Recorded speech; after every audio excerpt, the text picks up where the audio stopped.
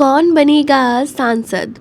जानिए काराकाट लोकसभा सीट का राजनीतिक समीकरण।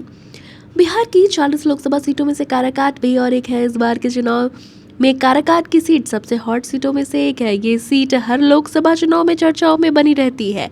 आपको बता दें कि राजनीतिक दल प्रचार प्रसार के दौर शोर में जुटे हैं और काराकाट का लोकसभा क्षेत्र रोहतास जिले का हिस्सा है। इसके आसपास कई टूरिस्ट प्लेस है। इसमें शेरशाह सूरी का मकबरा और रोहतासगढ़ का किला आदि शामिल है। इसके साथ ही यहाँ पहाड़ों पर माँ तारा चंडी का मंदिर स्थित है और लोगों को यहाँ पर भारी भीड़ उमड़ पड़ती है। काराकाट की लोकसभा सीट के अंतर्गत विधानसभा की 6 सीटें आती है। इसमें रोहतास का नोखा, डेहरी, काराकाट और औरंगाबाद जिले का गोह, ओबरा, नवीन नगर आदि शामिल है।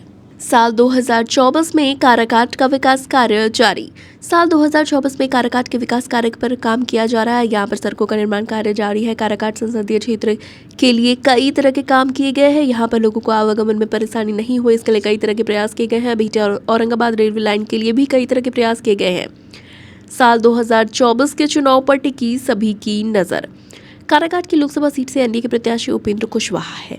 राष्ट्रीय लोक जनता दल के मुखिया उपेंद्र कुशवाहा बिहार की सियासत में अहम किरदार निभाते हैं। दूसरी ओर महागठबंधन में हुए सीट बंटवारे के बाद ये सीट सीपीआई-एमएल के खाते में गई है और यहाँ से सीपीआई-एमएल ने राजा राम सिंह को अपना प्रत्याशी बनाया है। और इसके अलावा इस लोकसभा सीट से पवन सिंह ने निर्दलीय चुनाव लड़ने का ऐलान कर खूब सुर्खियां बटोरी। आपको बता दें कि पवन सिंह की वजह से काराकाट की लोकसभा सीट इस बार खूब चर्चाओं में बनी हुई है। उन्होंने यहाँ पर रोड शो किया और इसमें खूब भीड़ भी उमड़ी, इसलिए संभावना जताई जा रही है कि काराकाट की लोकसभा सीट से त्रिकोणीय मुकाबला देखने को मिल सकता है। अब तक किसका रहा इस क्षेत्र पर दबदबा?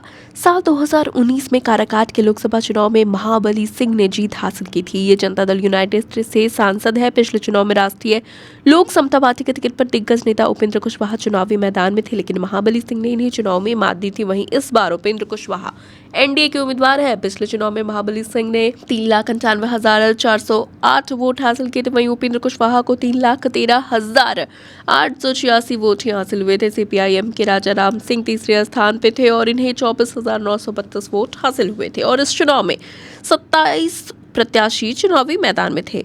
आपको बता दें कि साल 2008 के पहले काराकाट की लोकसभा सीट अस्तित्व में नहीं थी। 2008 के परिसीमन के बाद ये लोकसभा सीट अस्तित्व में आई।